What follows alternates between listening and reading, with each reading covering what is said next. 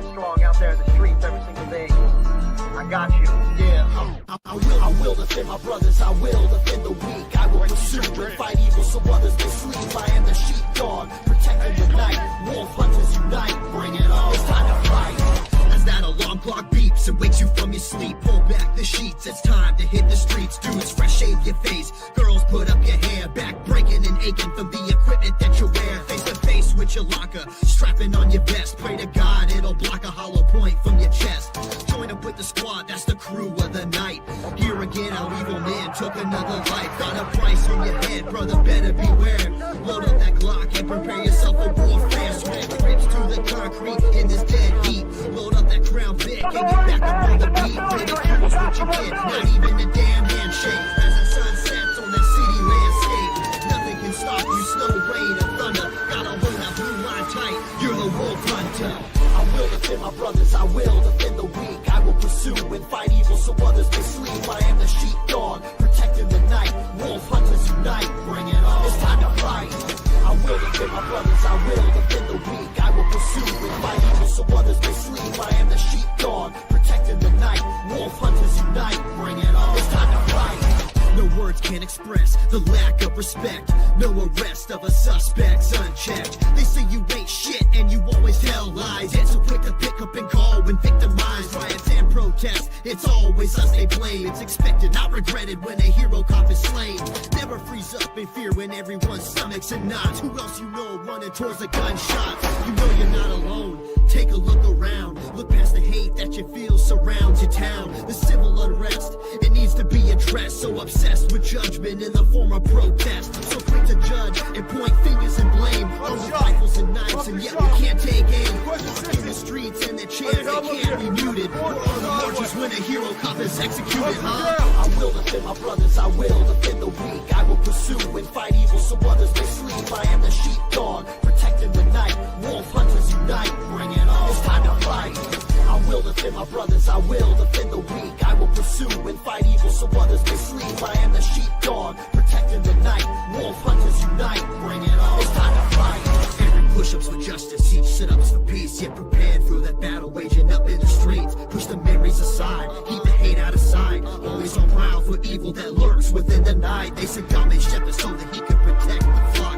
To overwatch and keep track of those that he's lost. When evil brings the fight, you know it's outnumbered. Sink your teeth in his back, you're the wolf hunter. I will defend my brothers, I will defend the weak. I will pursue and fight evil so others may sleep. I am the sheepdog, protecting the night. Wolf hunters unite, bring it on. It's time to fight. I will defend my brothers, I will defend the weak. I will pursue and fight evil so others may sleep. I am the sheepdog, protecting the night. Wolf hunters unite, bring it on. It's time to fight. Hey, Wayne, this song fits you to a T, man. I am a sheepdog. I will hunt those wolves. Man, you know, Wayne, I'm really excited to have you with us. We're honored to have you with us. I know you're always extremely busy. And we talked probably about 2 or 3 years ago when I first started my first show, Sheepdog Assist, for you to come on. And you finally came on when we honored Mike Gutierrez, who's watching us. God bless you, Mike. We love you. We're praying for you. When you honored him, and then I go, you know what? He came on for Mike. Now I got him, and now you're with us for an hour. But guys, without further ado, let me give everybody that's watching the show a quick welcome. Jerónimo de los Cielos, you've been with us from the very beginning, brother. Do me a favor, when you have a minute, please, right now when Sean is going to talk about our shirts, send your information to that, and we're going to take good care of you. You've been with us from the very, I'm going to take good care of you. With us from the very beginning. We got Darren S. Thank you, Darren. I'm waiting for that book. Send me your, and I'll give you my P.O. box so you could send it. Looking forward to that book. Thank you for watching the show. We got Fernando Puentes, the director and the host of El Borde. Mil gracias, Fernando. I love your show, brother, especially your last guests that were outstanding. Ceci, you've been late lately, and I'm going, you know what? She's probably working overtime. So, sabes que, bienvenida, hermana. You've been with us from the very beginning, and no doubt at all, you're drinking water con limón y con hielo. And hopefully you got a saladito there somewhere. And bienvenida. We got San Diego PD, legend. You know what? I never get tired of saying this because I had the privilege of starting my career when Chris started his career. I think he's like 6 months or 8 months before me, he came on my squad. And when he first came on, he was already a legend with San Diego PD. Later on, he went on to become a great gang detective and a robbery detective. Chris Kilby, mil gracias, brother. Thank you for everything. We love you. Been with us from the very beginning. My brother, Bob Lopez, another legend with San Diego PD. And we got our brother, Chris Hastings, watching us, Cocaine Cowboys Uncensored, watching us all the way right now from the Philippines. And we got another legend, man. Jim DeJanis, I liked your last episode, Jim. It was outstanding. Watching us once again, Batman, watching us all the way from Thailand. And blessings to you, brother, a legend in Pelican Bay. And Batman, Ceci, all right. Everybody, when Ceci logs on, everybody says hi, Ceci. Bienvenida. Guys, and Jim, okay, now Jim's saying hi to Chris. But guys, I mean, what a blessing, huh, Bobby, that we got. I mean, literally, we got one guy watching us from Thailand right now, from literally across the world. Another one from the Philippines. What a blessing to have these guys, and both legends, you know? Yeah. Hey, guys, but listen, before we get started with what we're drinking, what we're smoking, Sean, this is all yours because you're the guy that they're going to call or send an email to get the shirts and coins. It's all yours, Sean. Yeah, so let me explain the picture of Rick Corrado. We sent him a shirt, and I sent him the coin, and he sends a picture of him wearing the shirt and the coin, obviously. And so I sent him back, said, you know what, you're going to be our poster child for the shirts because they do look good. They're really nice shirts, and the coin is probably one of the best coins I've ever seen. So if you want to inquire about the shirts or the coins, the shirts are $20 a piece. The coins are $20 a piece. Just reach out to me at asksean3294@gmail.com. Let me know what size you want, how many coins you want, or what is, and which shirt, the Gray Line or the Ash Wednesday shirt. And your address, you can Venmo me, you can Zelle me, and if that's not good for you, just let me know. You can send me a check or whatever, and then once I get everything, I'll mail it out to you. Hey, Ceci, do me a favor. Please send your information to Sean. On behalf of our show, you've been with us from the very beginning also. We want to give you a shirt. So please, a shirt and a coin. Tell him. Hopefully you're going to pick Ash Wednesday. So please send them your information, Ceci. We would really appreciate it. And guys, we got Mike Martinez, man, another legend. You're coming on the show in the near future, Mike. We can't wait to have you on the show. Thank you, and blessings to you. And guys, right now, before we get started and talk about what we're drinking, let me show you a picture of a cop's bar. And this bar is known as the famous Blue Pig Bar. Well, I'm calling it the famous, but it's Blue Pig Bar.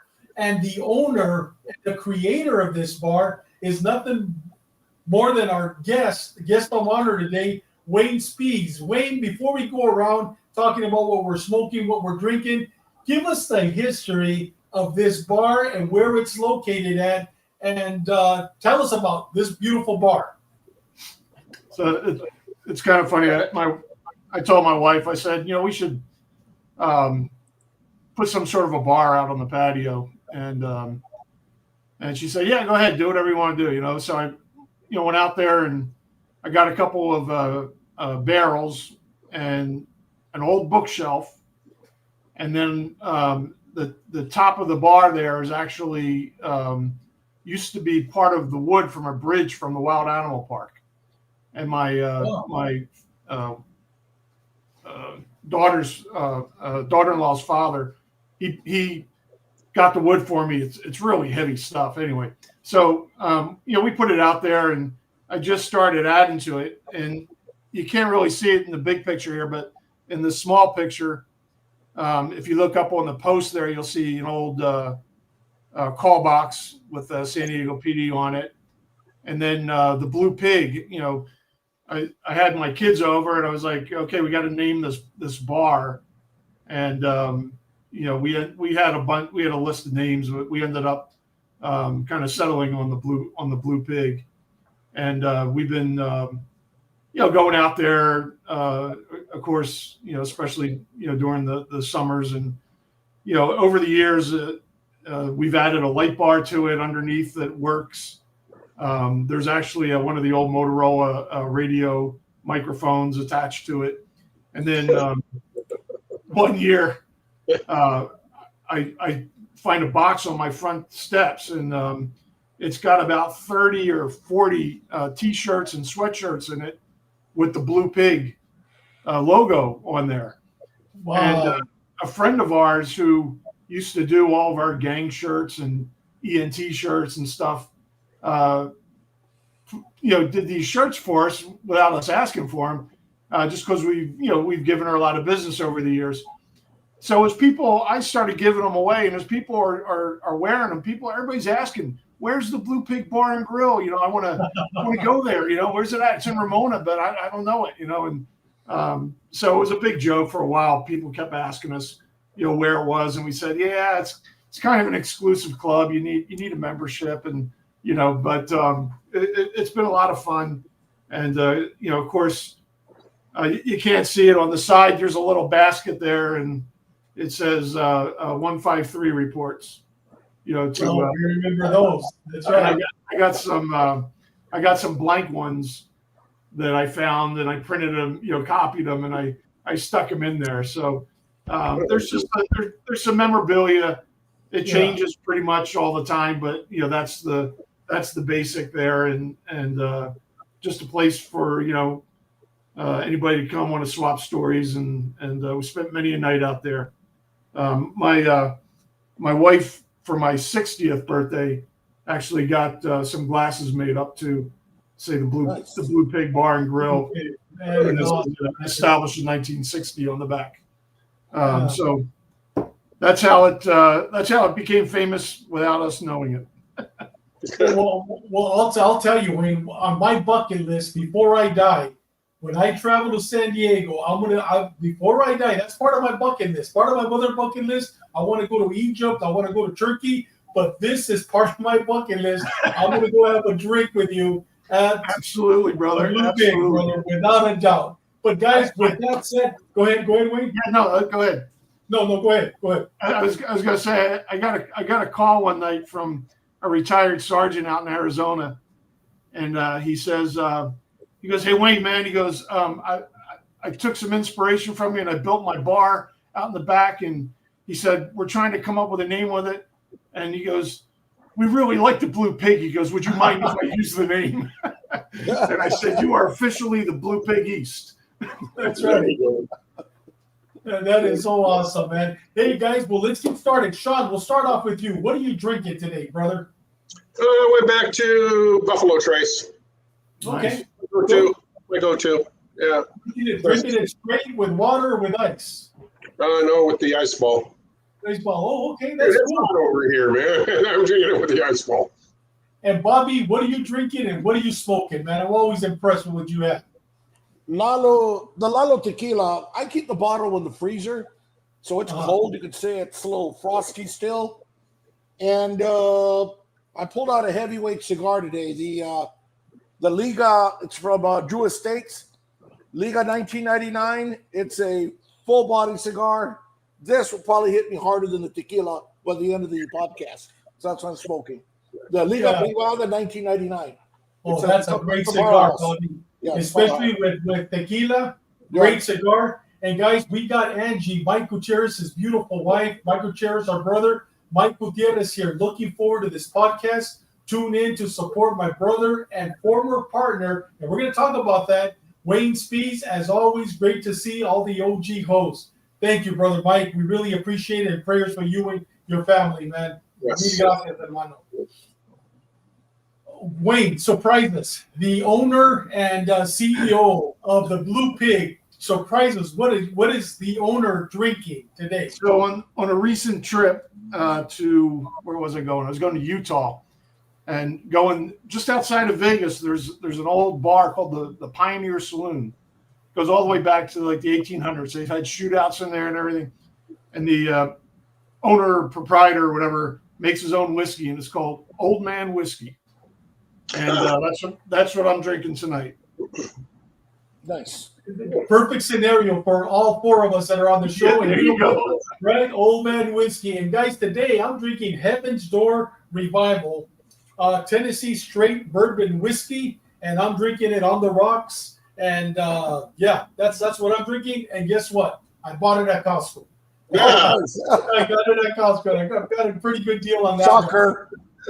Exactly. Hey guys, well listen, let's get started, man. I'm excited to have Wayne. Wayne, we're not going to go into your biography because this is a conversation that we're having. I heard you say 1960. I think we've discussed this. We were born in the same year, 1960. I was born February 15, 1960. And you know what, brother?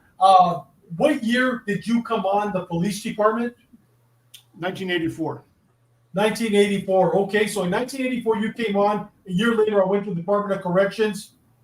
You come on 1984. Tell to us about after the academy, your patrol days. So probably what ended up being one of the most memorable cases I worked in patrol was during my third phase. Lou Tamani was my FTO, and we got a call we got a flyer and lineup on a serial rapist. Strangled a girl. She didn't die though, and then they had a sketch of him, and they had a car description. And about a month after the crime, on the same night, at the same time, Thursday, 4:00 in the morning, Lou and I pull into a lot at 36 and G Street in San Diego down in Southeast. And there's the car, and there's the guy, and he's in the back seat, and he's strangling this girl and raping her. So we go up and we, make a long story short, get him into custody. And it was a great arrest, and everything. The girl was okay. We took her out. We had to open up her airway and stuff, but she had been strangled and raped. And the interesting part was, we do the paper. We even go to do the trial, and the guy goes away for a couple of years, right? 30 years later, I get a call from LAPD, and they said, hey, the guy that you arrested 30 years ago, the DNA you took from him, which DNA wasn't a thing back then, he popped on 3 of our homicide cases. That guy turned out to be, his name was Sam Little. And he was big in the news a couple of years ago. He was identified by the FBI as the most prolific serial killer in the country. He copped out to 92 women. So 30 years later, I still had that report. I kept it for whatever reason, and went up to LA and testified, and he was found guilty and, of course, sentenced. And since that has died in prison, but just unbelievable how long that case went on, and how many women he killed across the country. It was Lou and I that night was identified him and got the DNA, which later put him back in prison. Many years later, but they've done some stuff on him. They've written books on him and everything, and they did a bunch of interviews and stuff. But it was just a memorable case for a guy who's in third phase. But that was my most memorable. What it says that they called him the Green Reaper. Is that who it was? A Grim Reaper? No. His I don't know. He had a nickname, but if you Google Sam Little, he'll pop up. His idea, his MO was he would strangle prostitutes, but he would travel around the country doing it. And he just his claim to fame was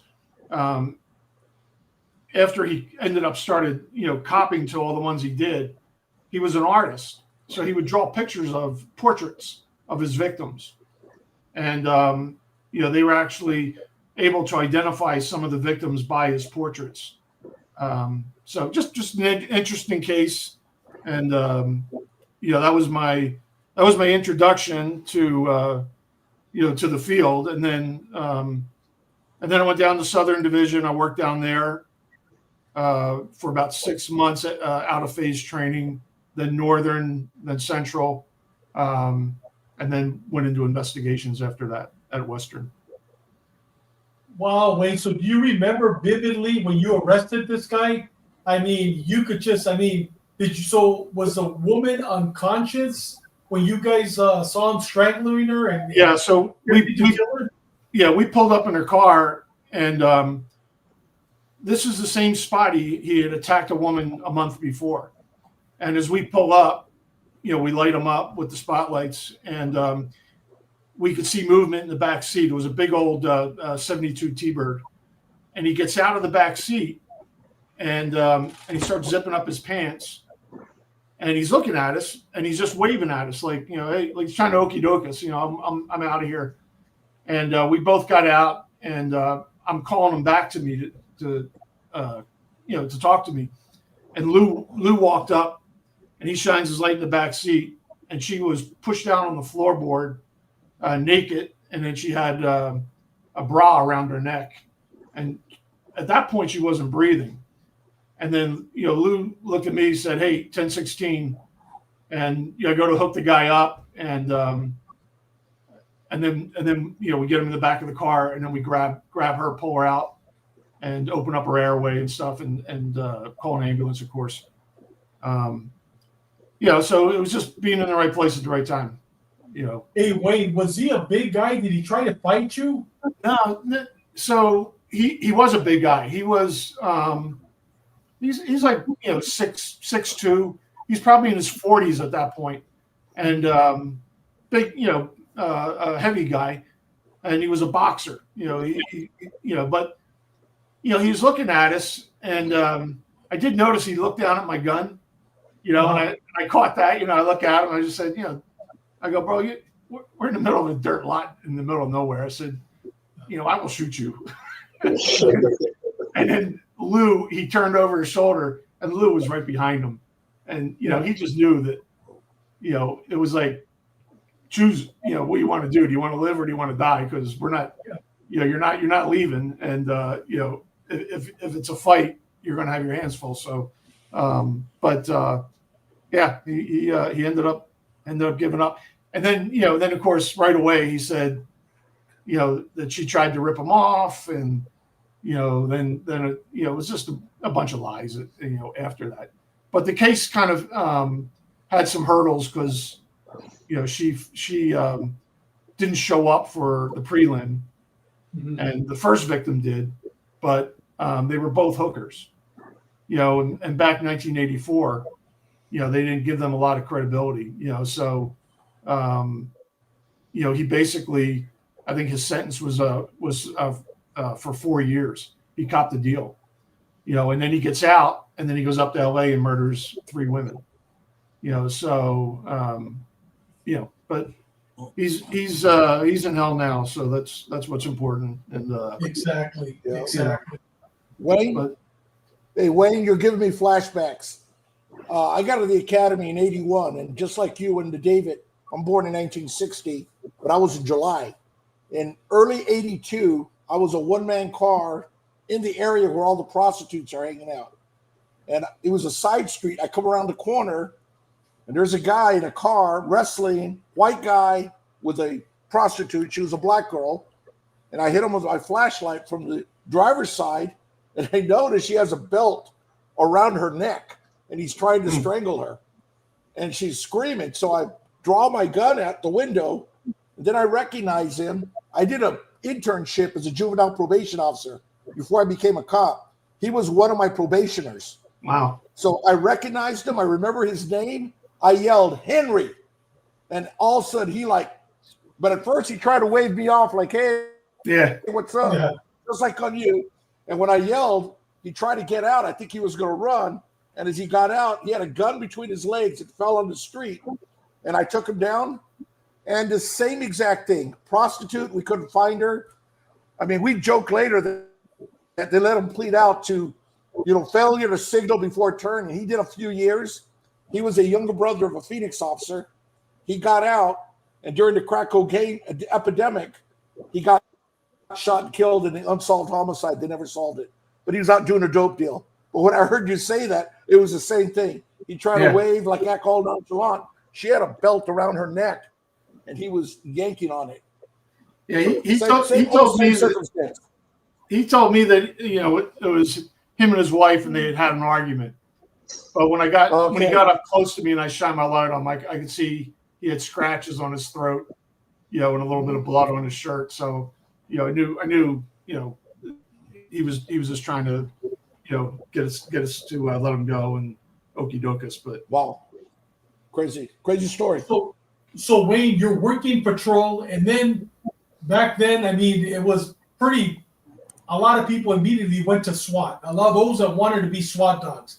And you probably joined Murph, Dave Ramirez, Mikey Gutierrez, and so many other legends with San Diego PD. Tell us about SWAT and share with us a memorable case, a memorable moment in SWAT. And that's you right there. Describe this picture to us.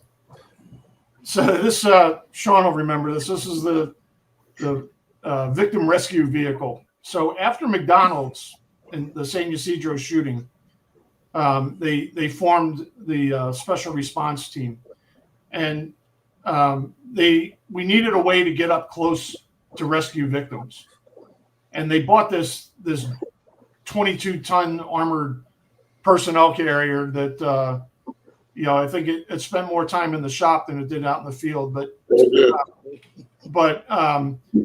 it had some ballistic protection or whatever. So we used to train with it, but I was, I had a couple of years on the department. My sergeant, Gary Evans, was a SWAT sergeant. So, he kind of mentored me, said, hey, you ought to come out for the team. And I was all in, like, I got picked up and went through the academy. And, it was actually when I first joined the PD, I thought at some point I might go federal. Because when I was back in Philly after I got out of school, they told me, they said, go get, this is the Secret Service. They said, go get a couple years experience on a police department, and then, you'll be a better candidate, for us. Cause I was a pretty young guy. Anyway, I'm 2 years on the department, 2.5 years. Now I'm in SWAT, and I'm having the time of my life. I mean, I'm just, things were rocking and rolling. That was when all the crack houses were going, and so we were getting called out pretty regularly, and it's a collateral job, so you're working patrol, keep your gear in the back, and then of course we had the McDonald's shooting, and it was just a very busy time, for police work back then, and so I had to. I got involved in a DV situation where a guy took his wife hostage, and we got called up there, and we set up on it, and there was no negotiators even there. We're talking to this guy on the phone. I think either the comm center was or there was a police chaplain up there at one point. Anyway, make a long story short, we see an opportunity to rescue the hostage, the wife. So we grab her, and I'm first in on the entry with Mel Loftus, and of course the guy brings his gun up, and he's an old man. He's like in his 80s, and he pointed the gun at us, and we shot him. And afterwards, they're really, when, now being with the experience I have now, it's like, there really wasn't a reason for us to go in, and we snatched her out of the kitchen doorway. And once we had her out, there was really no reason to go in to have that confrontation. So it ended up being a suicide by cop. And then shortly after that, I was involved in another one. And then that kind of inspired me, I think, later on in my career. to do a lot of research on suicide by cop, and then I went and became a crisis negotiator after leaving SWAT. But the time I did in SWAT, my 9 years there, I was, great bunch of guys, I just loved it to death. It was just time for me in my career, because I was wanting to go into investigations, and you can't do both, so it was a time for me to step down and pass the torch to the younger guys. And, it's just a time in my career that I'm very proud of. The VRV was allegedly armor plated. Yeah. And they had to respond up to Oceanside for the Tashner shooting. And, the guys, the team was inside this thing, and they pulled right in front of the door where Tashner is. And I was talking to Berinsky and them later on, and they were a little bit pissed because the rounds were going through that thing and ding, ding, ding, ding, ding, like a BB inside. So we figured, and the tires were supposed to be armored too. No, they go flat. We've had flat tires in it, and that thing was a bitch to drive. Yep. Yeah, and they told us it had 10 gears, and you had to start from 1, 2, 3, and we were starting it from like 3 and 4 or something like that, and the transmission was always going out. We finally ended up selling it to Hollywood. Some Hollywood producer came and picked it up. So. Anyway, so from SWAT, now you go over to GST. And before we talk about GST, that's where you got to work with the legend, Mike Gutierrez. But before we talk about GST, let me just show this quick 2-minute video on 48 Hours where you and Mike were profiled, and then tell us about that, and then share with us a memorable moment. Here we go. San Diego is a very nice place to vacation, but the amount of violence in the town is incredible. This is the second gunshot wound today, and we had 2 stab wounds today. Don't know why you kill somebody of your own race. You just kill them for a street name, for something they done to somebody from your gang. Freedom the right. One of the suspects pulled a knife out and stabbed him once in the chest. Maybe all the gang slogans as they drove away. What's your date of birth? What's your real name? Stuff from my alias. I know the game. Territory areas, that's where a lot of people, get hurt over. In San Diego, you wear the wrong colors, your life put in. We have got over 4,500 documented gang members. Right, freedom the right. San Diego police officer Mike Gutierrez has his own street specialty, gangs. Growing up with these guys, you hang out with them. A lot of them get to where they're from that neighborhood. They've had brothers that are gangsters, their uncles, their cousins. They're all from a certain gang. He's one of 80 patrol officers and detectives in the city's gang unit. In the Logan Heights area, there's 4 gangs, Hispanic gangs.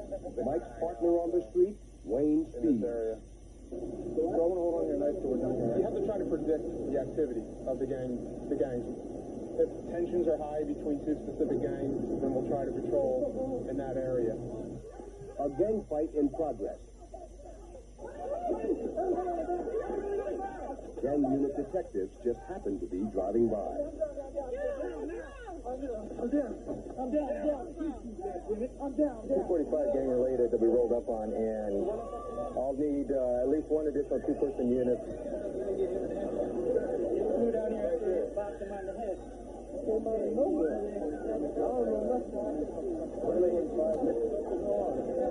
Gang versus gang. It's as simple as somebody wearing the wrong color. It's as simple as somebody saying the wrong thing, and actually they're quite vicious in doing what, if you want to use the term wilding, this one was gang on gang. Okay, this is Detective Kendall for the San Diego.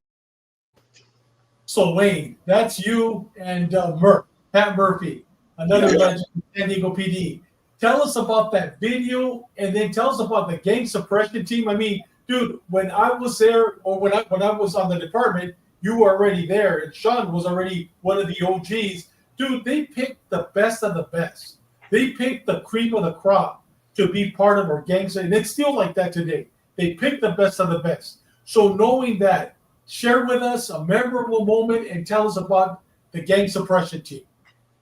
Yeah, so they it started out the Special Enforcement Unit of the Special Enforcement Division, which basically was, you know, the gang, the team. It was a combination of SWAT officers and weekend officers, the weekend walking enforcement against narcotics group. So they you know, put us in 4 separate squads. Mike and I got teamed up, and we were working Logan Heights, where I think that's right where both of us wanted to be, and we just had a blast. I mean, every night it was just rocking and rolling. I mean, you know, car chases and shootings, and you know, it was great. You know, Mike was, I mean, I couldn't ask for a better partner, and you know, I trusted him and trust him now with my life, and you know, when you go out in that kind of environment, it's busy. You know, that's what you need. You need someone sitting next to you, you know, who you can trust. And you know, we got approached. Sergeant called us in one night and said, "Hey, 48 Hours wants to do a television program with you, and we're going to put him in your back seat." You know, and we're like, you know, okay, as long as, you know, they can keep up. And the 2 guys who, you know, the way they did it was they rode with us for 2 weeks, and they just took a bunch of camera footage of what we were doing. And then at the end, the host of the show, I think is Howard Dow. He comes in, and then he does, you know, the interviews and does the, you know, talking about, and it started out as a, you know, the focus on our whole unit. And then once he learned Mike's story, you know, he kind of narrowed it down to focusing on Mike and his family, and you know, his brother and things like that. We took a trip up to Chino prison and stuff. So you know, it was kind of a you know, well done show. You know, they weren't out there to try to bash us or anything. They were you know, just wanted to get a snapshot of what was going on in San Diego. But you know, again, the cases that we worked, you know, we Mike and I would go out and, you know, just look for guys to stop, you know, and get intel, you know, and then more often than not, you know, the detectives would be looking for somebody, or there'd be some, you know, FBI operation going on, you know, blue rag, red rag, all those, and you know, they would use us to go out and do car stops to ID people, you know, pick people up, and then, you know, the being able to be, while in SED, being on SWAT as well, you know, was like the best of both worlds. You know, radio, you get out and do all the proactive shit with the baddest guys in the neighborhood, and then you get to go play at the SWAT callouts too. You know, so you know, I for me, that was the best time in my career in a lot of respects, because I was just doing everything that I ever wanted to do as a cop, you know, and got to do it there. So, you know, that was pretty cool.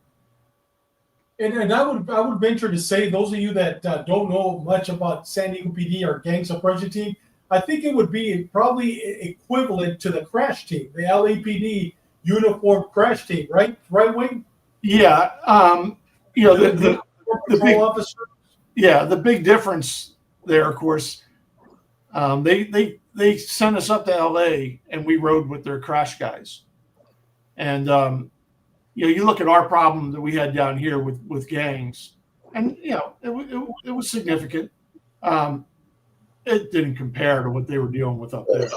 I mean, it was just, you know, for every you know, 100 gangbangers we had out on one night, they'd have, you know, 5,000-6,000. You know, I mean, they were pulling up to corners and doing car stops and stuff, and it's just, you know, I mean, shots fired was like normal. You know, so you know, they were dealing with you know, just an enormous problem. And for me personally, you know, I like it where we were, because you feel like you could still manage it to some point. You know, you could you could work CIs, you could get information from people, you had time to talk to people and stuff. You weren't just out there, chasing your tails and running after, one person after the other. That's part of the reason why, I left Philadelphia was, it was a big city, and I thought, all right, let me see what else I can do out there besides, chase my tail every day. And, the GST gave us, at that point, gave us some time to work on things, so you could actually work cases and, get involved with the case a little bit more. Yeah, correct me if I'm wrong, we were effective too. Oh yeah. That whole concept was effective because it was running rampant. We didn't want to turn into LA. And you could, those guys, eventually they didn't like it, but if we were rolling and they saw us, at first they gave us a bunch of crap, but toward the end, with respect and, you did what you had to do, they were very cordial, okay, yeah, you got me, and the whole homicide rate and gang activity dropped significantly. Yeah, and what did they do? They disbanded the unit. Yep. And then the activity spikes, and then GST is born. And they create, we come up with a new idea. It's Gang Suppression Team. Well, you had this Special Enforcement Division, so yeah. Hey, Bobby, did you guys have something like that, a uniformed gang enforcement team in Phoenix? Yeah, we had the gang unit. Phoenix was in denial that we had a gang problem. At one point, we had a 6-man gang unit at night, city of Phoenix. Well, they couldn't figure out we were having drive-by shootings and everything else. And then overnight, we turned into the Organized Crime Bureau. We had about 120 people. We had probably 50 guys dedicated just doing gang stuff. And so we split it up from street enforcement, which sounds like what you guys are doing. I love street enforcement because we were in unmarked cars in BDUs, black BDUs, and the sweatshirt or T-shirt or our vest over the top. But with the unmarked cars, we could sneak around. And we rode 2-man cars. And then we had, during the summer, they would assign multiple street personnel from patrol to us, and they called it Safe Streets. And anything that moved in the gang area, we're out there. We had gang investigators during the day. So the night guys would go out to a drive-by shooting, take original dispo, and then give it to the gang investigations during the day. I got to work street enforcement. Then I went to gang investigations. Then I went to the task force at the FBI, which we were doing the wiretaps on the most active gangs who are always tied to the Mexican drug cartel / Mexican drug gangs. So it's a 3-pronged street enforcement, investigations at the bottom, and then we had 6 guys assigned to the FBI doing the RICO or long-term conspiracy cases. So Wayne, now we shift from GST, and we were going to go to the LECC and intelligence, but we're going to go with that one last because I know you have some great stories on LECC, Joint Terrorist Task Force. But let's get into hostage negotiations. I remember that was one of my goals that I was never able to accomplish within the police department, was to become a hostage negotiator for the San Diego Police Department. But your name was always at the top. I mean, when people would talk about San Diego PD, you were that name that everybody would always talk about. Tell us about your experiences there and share with us a memorable moment as a hostage negotiator. So I first started, I went to school. There's a 40-hour certification course you go through, and I went through that, and that was it was up in San Jose, and I wasn't on the team yet, but the lieutenant let me go to the course, and then I interviewed, to be part of the team, and I'm a sergeant at this point, so I'm going to be a team leader, and the negotiation team was made up of very senior guys. There was hardly any turnover there whatsoever. So once somebody did retire or leave, that would give an opening, and we usually had quite a few people would try to get in and apply to it. But eventually I got selected, and the San Diego team is comprised. Back then it had FBI and NCIS as part of the team.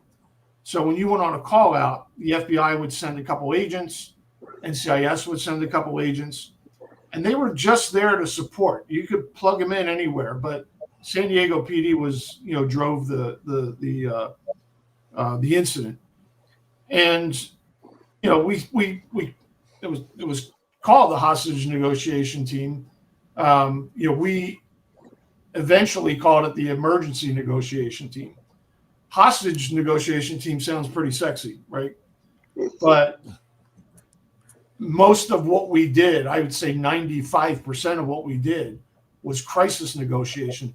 The difference being no one is getting ransom demands for a kidnapping. There's no, it's very few and far between where you get, a guy goes in and a robbery goes bad and he's holding people hostage. Those calls came, but they were not very often. What came, weekly was, a jumper on the bridge, or, somebody, a fugitive barricaded in a house and, was refusing to come out, and, basically any SWAT call out, where you had any kind of a standoff. Those were the calls we got all the time. And when I first started, the school I went to up in San Jose, I learned a little bit up there. But, it was just really talking to people, right? It wasn't until in 2007, they sent me out to Quantico. And, the FBI really has one of the best schools in the world when it comes to negotiations. And consistently over the years, the FBI negotiators were always some of my best negotiators. When you get to a call out, we're in a vehicle. There's usually 5 or 6 of us in the vehicle, and we each have a position in there. And then as a team leader, you're kind of orchestrating it. And then you have a couple guys out gathering intel, doing interviews and whatnot. But you have one guy or gal on the phone, and then a coach, somebody and then we're feeding them intel, and then we're using different strategies that they teach you to get them to influence their behavior. And when I went to school in Quantico, I learned a great deal. And Quantico, the FBI, they bring international people in. So there was a guy there from England, and I spent the weekend when we were off. I spent the weekend with him, and we were chatting, and we became lifelong friends. I mean, we're still friends. Our families vacation together and stuff like that.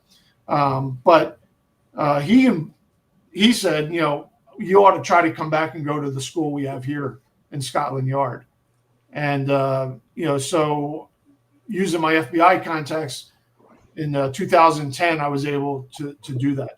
And at the time, I was one of 5 other cops in the whole country that ever got to go to that school. So it was an honor for me. And I was like, I'm to be able to do this and have Homeland Security pay for it, it was awesome. Right. So that was one of the highlights of my career. And the school was it was unbelievable. It was just everything about it was just really first class. And then I was telling you earlier, I came back here and I became an instructor for negotiations. And then I met a guy who was coming in from England, and we knew some of the same people over there. And he was an expert in kidnap negotiation, which is a different kind of negotiation. And he put on a school at the LECC, and I took him out to lunch and schmoozed him a little bit. And then he invited me to go back to England again and go through the kidnap course. So, of course, I took him up on the opportunity, went back, spent another 2 weeks out there, and, came back. And then, after I retired, I spent 10 years just traveling around teaching negotiations. But the time that I was on the team, we became pretty much experts in dealing with, because we have the Coronado Bridge here, dealing with people who are jumpers, dealing with suicidal people in crisis. And, you think about it, you're wanting to end your life. You're at that moment where you can't stand to be alive. You can't stand the pain anymore. And, you decide that you're going to go up, and jump, 200 and something feet to your death off the Coronado Bridge. And, and then here comes some guy in or gal in a t-shirt and jeans is going to come up and spend some time talking to you and be able to get you to come down, and, from the time I started my, my tenure in negotiations, till the time it ended, it was the most rewarding thing I'd ever done in police work. And you can measure how many lives, the team saved, and every time we would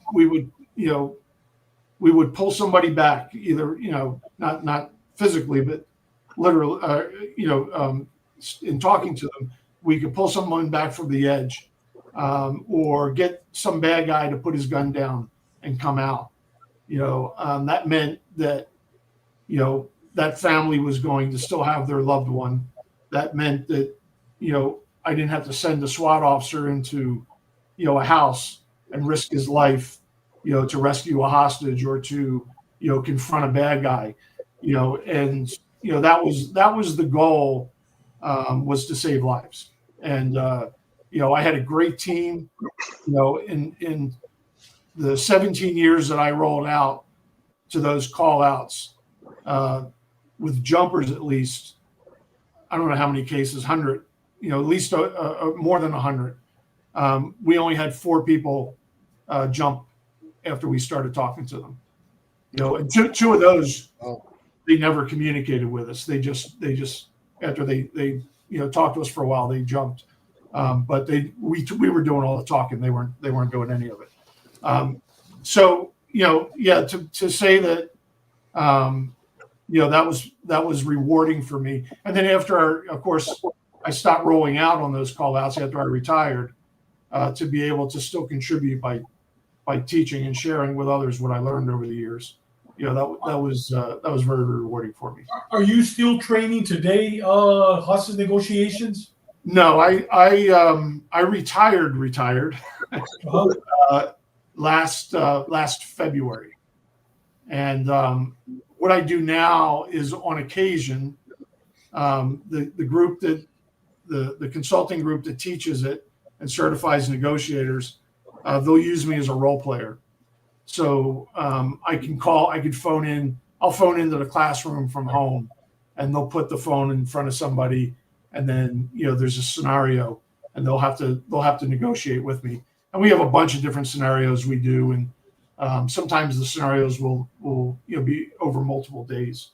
But I just enjoy it. It's fun.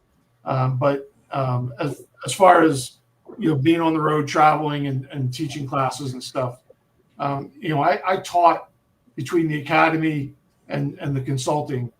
I taught for 40 years. So I was like, at some point, I'm gonna hang this up.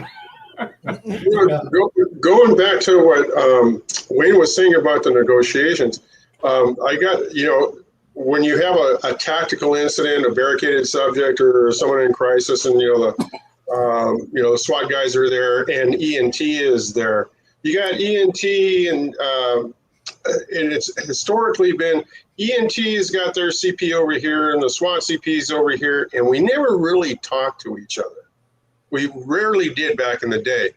And I got the opportunity to go to the same class that Wayne had gone to, and I brought it up. I said, okay, and these are senior negotiators. I said, what about, the tactical guys on, we don't tell you guys much because, you'd want us to move these guys here, there, and everywhere. And that wasn't the case because, like Wayne said, both our missions are to save lives, period. That was the whole mission. And so I came back and I told our SWAT lieutenant, I said, hey, why don't we put somebody in, we had to get it approved with the ENT lieutenant, one of the SWAT guys in their CP, in their trailer. Not to give them advice or anything, just be listening, and we've got real time. Hey, the guy's moving from one room to another, da-da-da-da. And we got a chance to use it, and I got the chance to be in on the first one.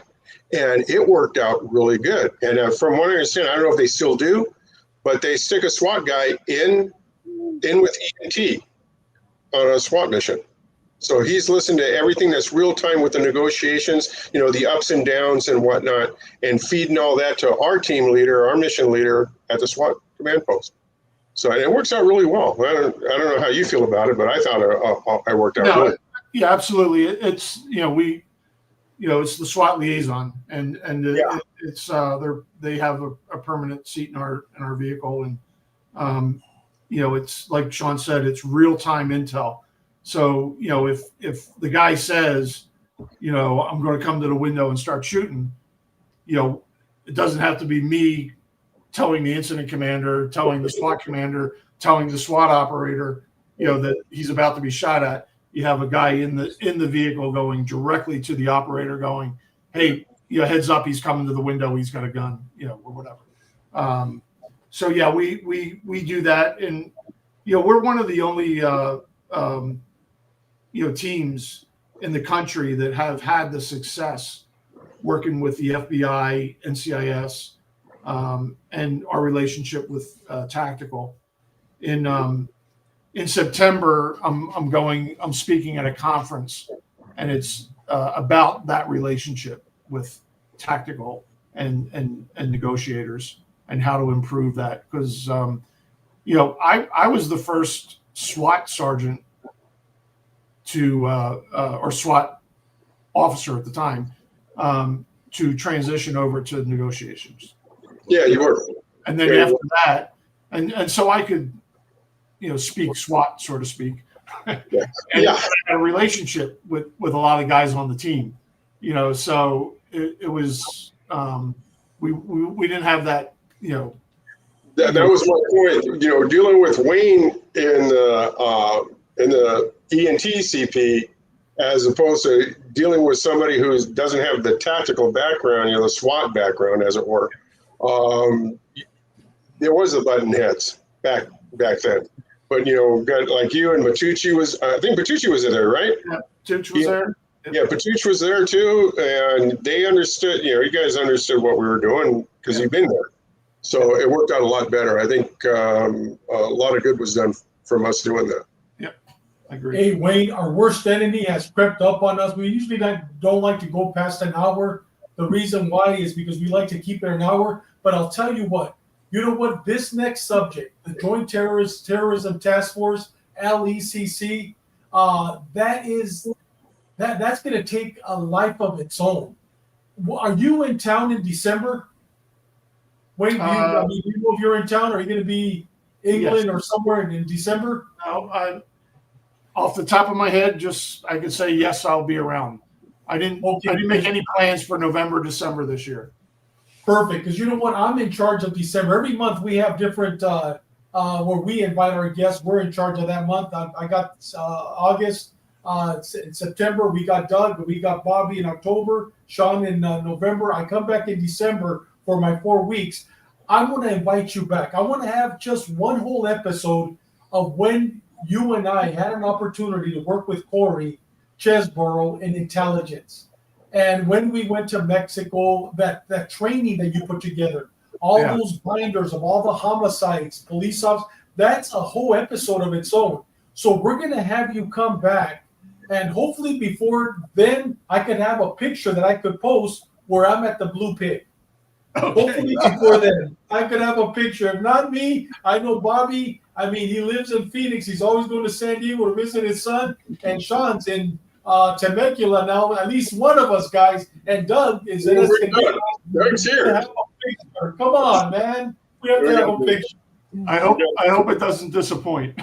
No, not at all. Hey, go ahead, Bobby. Go ahead. We're a bunch of cops. We're easy to please. Okay, you know that. You see the places we drink. I can promise you good whiskey. That's nice. You know, so it's. Wayne, you got the Jameson kegs, okay? You got me there. Yeah. He had me on whiskey. Hey, brother, you know what? It truly is an honor. It truly is an honor. I mean, I've been wanting to have you on for years. Like I said, Mikey, thank God, opened the door, but now you're here. So you know what? In December, expect a call from me because you're definitely coming back, and it's going to be a whole episode of when we worked for Andy Mills, the legendary Andy Mills, and I can't wait. Corey Chesborough, what we did in intelligence, I can't wait. Wayne, once again, thank you very much. Bobby, any last words for Wayne? No, thanks for joining us. Very interesting. One last thing I wanted to add. You mentioned about, I think you guys mentioned about when you got the tactical guys and the hostage negotiators that, you know, there could be a little bit of this. At Phoenix PD, we used to have four full-time SWAT teams. Each SWAT team had one negotiator, hostage, crisis, or whatever you want to call it, assigned to each squad. So at least he was part of the squad, and maybe this wouldn't be so bad. It worked out. I don't know where they got their training, but each squad had one dedicated negotiator on that squad, and it worked out good for them. But very interesting. Thanks for joining us. We look forward to having you again. Big Sean, any last words for Wayne? Oh, yeah. Good to see you again. Hey, you're going to be there Friday? Yes. I will. Okay. All righty. If I can't make it, stick around afterwards, if you will. Going to run something by you. You bet. All right, brother. We'll see you in December. Hopefully before. I'll be at that Blue Pig. It's been my honor. Thank you. Yeah, thank you. Thank you. Man, brothers, what an honor. Talking about an honor, man. Right here, that's another legend. Our other chaplain, our formal chaplain, Ruben Nava. Sorry, just hopped on. Going to replay this now. God bless and keep you. Hey, that's a man right there that I can't wait for him. He responded to the 3 officers that were killed in the bomb. Bless him. And shortly after, he called me. He was telling me, you know, the things that he saw, that he went through. My prayers for Ruben. What a man of God, a man of who has a heart of gold.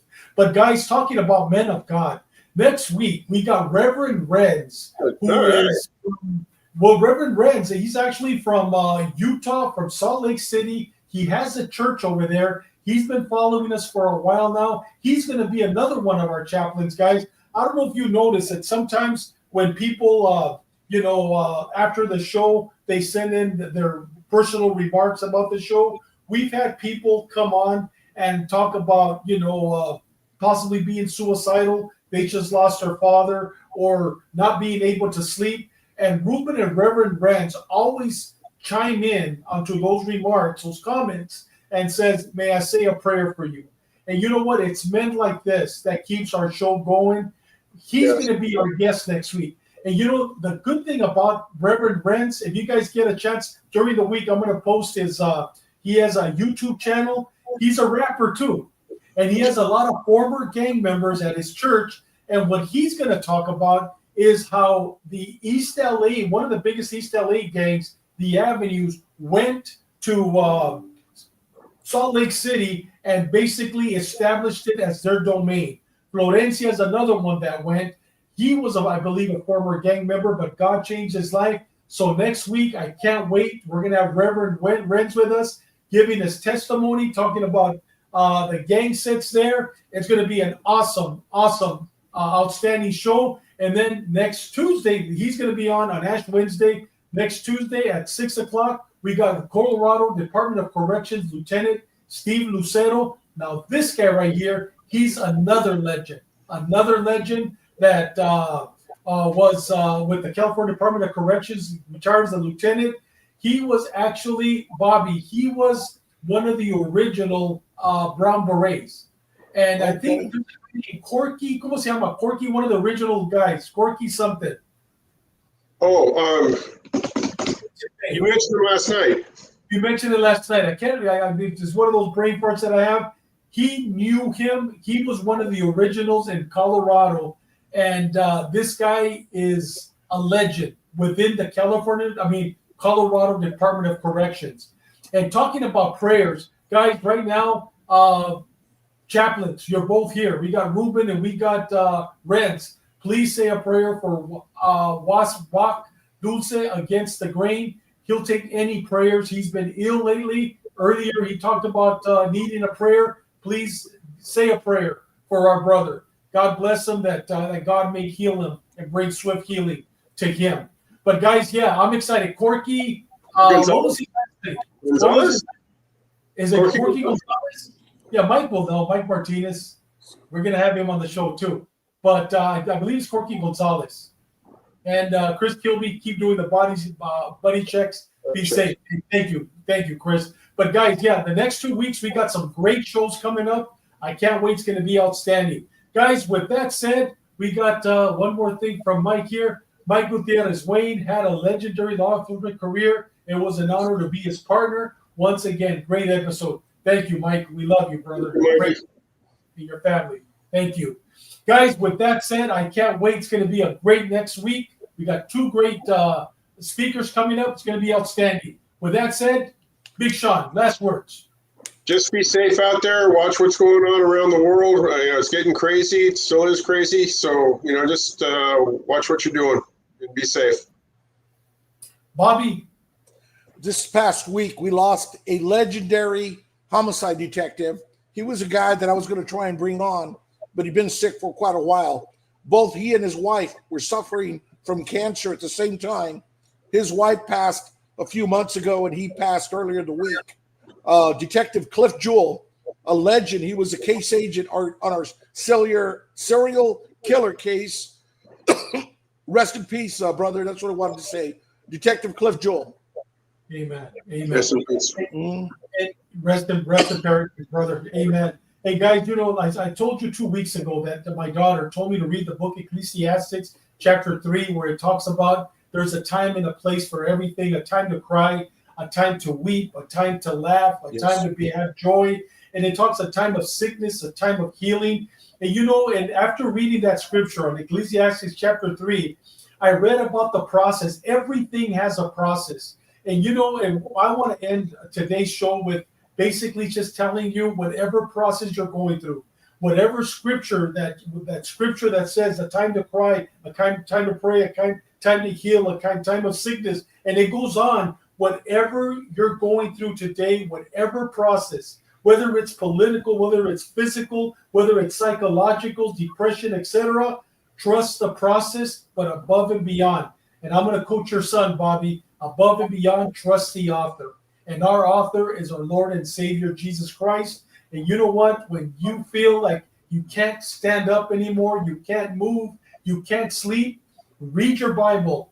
Say a prayer. Reach out to the author, our Lord and Savior, Jesus Christ. We'll see you next week. God bless you.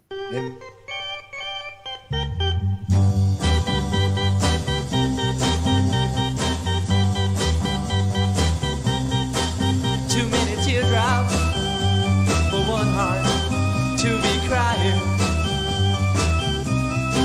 Too many teardrops for one heart to carry on.